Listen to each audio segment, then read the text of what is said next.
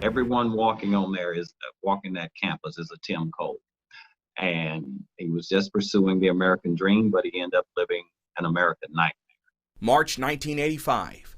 A female Texas Tech student is raped, and Timothy Cole, also a student, somehow fits the suspect description. He was arrested and labeled as the tech rapist.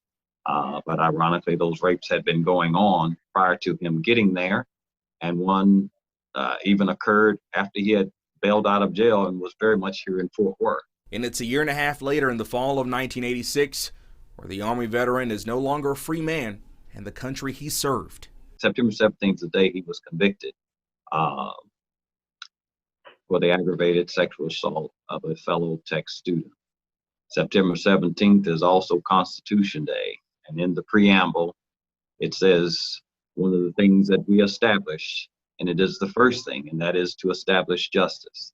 And for a man who did not see justice, but saw the greatest tragedy of an injustice that anyone could imagine. Innocent, but sentenced to 25 years in prison. It is a fear that a lot of people in minority communities and poor communities to this day still have, is that the police will arrest them and charge them, and they're ended up convicted of a crime that they did not commit. Behind bars, Tim was physically strong, but mentally exhausted. Corey Sessions says he remembers his big brother's words like they were yesterday. "I believe in the justice system, even though it does not believe in me." Even while locked up, Corey said Tim always found a way to stay in touch with the family. He would mail us magazine subscriptions to Esquire, Money Magazine. Until December 2nd, 1999, when a heart attack took his life at just 39 years old. I still wonder if he had not been arrested, what would his life have been? He was wanting to go to law school like my sister. What would he have done? The big brother with a big smile, but also a big heart. When he was in prison, shortly before he passed away, he received back pay from the Army that miscalculated his pay grade. So he received about $14,000.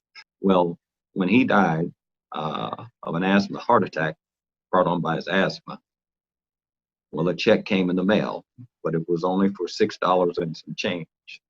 And we were like, what happened to all his money? All of these receipts from the Catholic Charities, Feed the Children. He gave all of his money away. It's easy to say Tim Cole knew his purpose in life. If he had lived, no telling what fortunes he would have amassed, but how many people would have benefited. So I always want people to know and remember Tim's spirit, that even in prison, he knew he couldn't help himself, but he still had the power to help others. About 8 years later, Jerry Wayne Johnson, already serving life sentences for other crimes, confessed to the 1985 rapes on campus, including the one Tim had been convicted of. DNA tests would prove Johnson was right, and Tim Cole was officially cleared of the crime over 20 years later. His name, TIMCOLE, stands for the innocent man convicted on lousy evidence. But for now, his face and his tragic legacy look over the Texas Tech campus day and night with the hope that equal justice for all holds its part of the bargain, unlike it did for him. I hope that the people of Lubbock, students, whoever come to that city, you just don't go to see Buddy Holly, that you go see Tim Cole.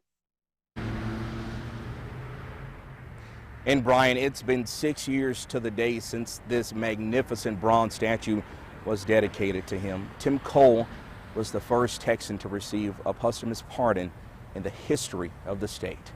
From the Tim Cole statue, I'm Matthew Stell.